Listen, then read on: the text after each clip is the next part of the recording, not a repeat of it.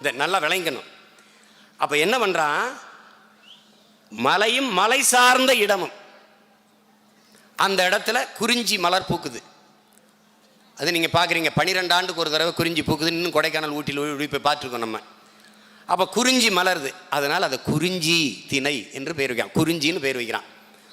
அந்த நிலப்பரப்பில் அந்த நிலத்தில் வாழ்ந்த தலைவன் நம்முடைய இறைவன் முருகன். அதை விளங்கணும். அந்த முருகன்கிற பெயர் ஏன் வருது, குன்றுகளில் ஏறி ஏறி தசைகள் முறுக்கேறி இருந்ததால் பார்க்க அழகாக இருக்கான்.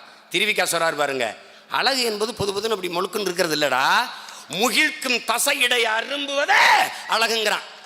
ஜிம்மில் போய் ஆம்ஸை டைட் பண்ணி அப்படி நிற்கிறான்ல, அதான் அழகுங்கிறான். அது எல்லாரும் போய் டைட் பண்ணி கை காலை பேத்துக்கிறாத, அது நான் படுற பாடு எனக்கு தான் தெரியும். அதனால சொல்ல